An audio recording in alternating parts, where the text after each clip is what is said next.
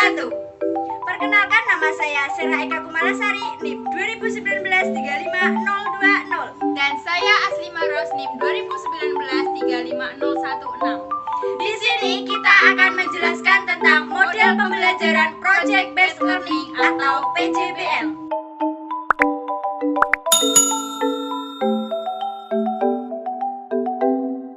Apa sih model pembelajaran Project Based Learning itu? Model pembelajaran based learning bisa disebut dengan model pembelajaran yang mengorganisasikan kelas dalam sebuah proyek. Model pembelajaran berbasis proyek atau project based learning merupakan pembelajaran yang terfokus pada aktivitas peserta didik untuk dapat memahami suatu konsep dan prinsip dalam melakukan penelitian yang mendalam tentang suatu masalah dan mencari solusi yang relevan, dan peserta didik belajar secara mandiri serta hasil dan pembelajaran itu adalah produk. Untuk selanjutnya yaitu prinsip-prinsip project based learning. Prinsip-prinsip project based learning ada 12. Yang pertama, pembelajaran berpusat pada peserta didik yang melibatkan tugas-tugas pada kehidupan nyata untuk memperkaya pembelajaran. Yang kedua, tugas proyek menekankan pada kegiatan penelitian berdasarkan suatu tema atau topik yang telah ditentukan dalam pembelajaran. Yang ketiga, penyelidikan atau eksperimen dilakukan secara autentik dengan menghasilkan produk nyata yang telah dianalisis dan dikembangkan berdasarkan tema atau topik yang disusun dalam bentuk produk. Yang keempat, kurikulum. PJBL tidak seperti pada kurikulum tradisional dikarenakan memerlukan strategi sasaran di mana proyek sebagai pusat. Yang kelima, responsibility. PJBL menekankan responsibility dan answerability pada peserta didik ke diri panutannya. Yang keenam, realisme. Kegiatan realisme peserta didik difokuskan pada pekerjaan yang serupa dengan situasi yang sebenarnya. Yang ketujuh, aktivitas active learning. Menumbuhkan isu yang berujung pada pertanyaan dan keinginan peserta didik untuk menentukan jawaban yang relevan sehingga terjadi proses pembelajaran yang mandiri. Kedelapan, umpan balik. Diskusi, presentasi, dan evaluasi terhadap peserta didik menghasilkan umpan balik yang berharga. Kesembilan, keterampilan umum. PJBL dikembangkan tidak hanya pada keterampilan pokok dan pengetahuan saja, tetapi juga mempunyai pengaruh besar terhadap keterampilan mendasar seperti pemecahan masalah, kerja kelompok, dan self-management. Yang ke-10, diving question. PJBL difokuskan pada pertanyaan atau permasalahan yang memicu peserta didik untuk menyelesaikan permasalahan dengan konsep, prinsip, dan ilmu pengetahuan yang sesuai. 11. Constructive investigation. PJBL sebagai titik pusat, proyek harus disesuaikan dengan pengetahuan peserta didik. Yang terakhir, ke-12. Autonomi. Proyek menjadikan aktivitas peserta didik yang penting. Blumenfeld mendeskripsikan model pembelajaran berbasis proyek berpusat pada proses relatif berjangka waktu, unit pembelajaran bermakna. Yang selanjutnya, karakteristik project based learning. Karakteristik project based learning ada 5. Pertama, the project are central, not peripheral to the curriculum. Kriteria ini memiliki 2 koloraris. Pertama, proyek merupakan kurikulum. Kedua, keterpusatan yang berarti jika siswa belajar sesuatu di luar kurikulum. Yang kedua, project PJBL difokuskan pada pertanyaan atau problem yang mendorong siswa mempelajari konsep-konsep dan prinsip-prinsip inti atau pokok dari materi pembelajaran. Yang ketiga, proyek melibatkan siswa pada penyelidikan konstruktivisme. Yang keempat, project are student driven to some significant degree. Inti proyek bukanlah berpusat pada guru berupa teks, aturan, atau sudah dalam bentuk paket tugas.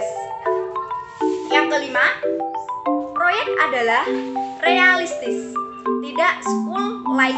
Karakteristik ini boleh jadi meliputi topik, tugas, tugas, peranan yang dimainkan siswa, konteks di mana kerja proyek dilakukan, proyek yang dihasilkan, atau kriteria di mana produk-produk atau unjuk kerja dinilai. Baik, selanjutnya apa sih kelebihan dan kekurangan dari model pembelajaran Project Based Learning? Kelebihan dari PJBL adalah yang pertama, meningkatkan motivasi belajar peserta didik untuk belajar mendorong kemampuan mereka dalam melakukan pekerjaan penting dan mereka perlu dihargai. Yang kedua, meningkatkan kemampuan pemecahan masalah. Yang ketiga, membuat peserta didik menjadi lebih aktif dan berhasil memecahkan problem-problem yang kompleks.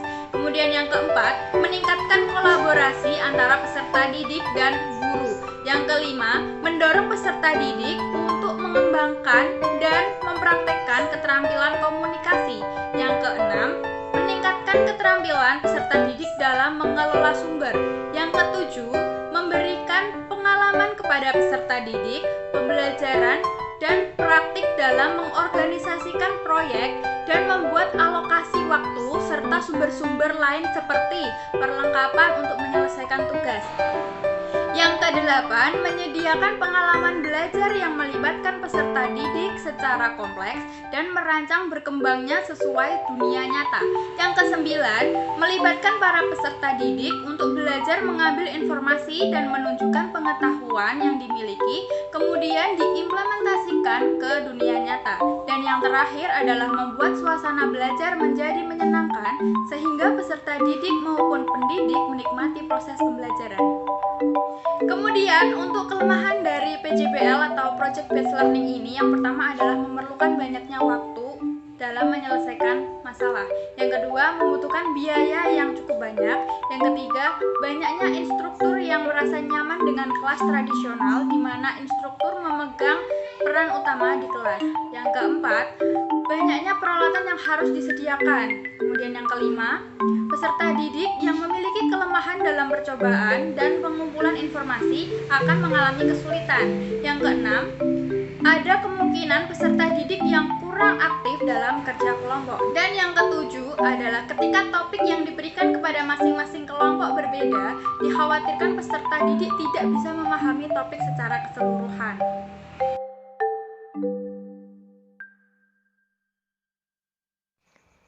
Halo, Assalamualaikum. Waalaikumsalam, Bu. Baik anak-anak, pada pertemuan kemarin Ibu telah menjelaskan materi tentang bangun ruang sisi datar. Nah, untuk hari ini, Ibu akan melanjutkan materi yang kemarin dengan memberikan proyek kepada kalian semua. Sebelum kita membuat proyek, apakah ada kesulitan tentang materi yang telah kita pelajari sebelumnya? Belum ada, Bu. Nah, jadi sudah paham semua ya. Kalau gitu langsung saja kalian berkelompok sesuai dengan yang telah ditentukan kemarin. Proyeknya nanti membuat bangun ruang sisi datar. Sebelumnya, Ibu kemarin sudah meminta untuk membawa alat dan bahan yang diperlukan dalam proyek ini. Apakah dalam setiap kelompok sudah lengkap alat dan bahannya? Sudah, Bu. Sebelumnya saya mau bertanya, berapa lama waktu yang Ibu berikan untuk melakukan proyek ini? Ya, jadi nanti sampai 15 menit sebelum pembelajaran berakhir. Nah, nanti 15 menitnya untuk presentasi atau membahas hasil diskusi kalian. Nah, sekarang silakan berdiskusi dengan kelompok masing-masing.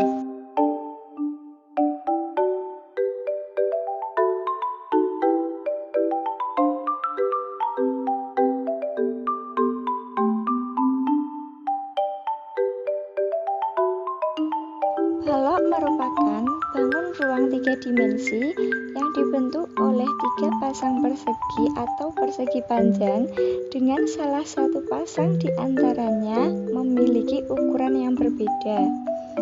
Balok memiliki 6 sisi, 12 rusuk, dan 8 titik sudut. Dalam membuat balok, kita memerlukan jaring-jaring. Jaring-jaringnya seperti pada gambar berikut. Dalam kehidupan sehari-hari, kita juga menemukan barang-barang yang berbentuk balok. Contohnya seperti tempat tisu, penggaris, batu bata, penghapus papan tulis, dan lain sebagainya. Berikut tadilah presentasi dari kelompok kami. Sebelumnya, kalau ada kekurangan, mohon maaf yang sebesar-besarnya. Terima kasih. Sekian penjelasan dari kami tentang Project Based Learning. Apabila ada salah kata, kami mohon maaf yang sebesar-besarnya. Terima kasih sudah menonton. Jangan lupa like, komen, dan subscribe. Subscribe itu gratis guys. Oke?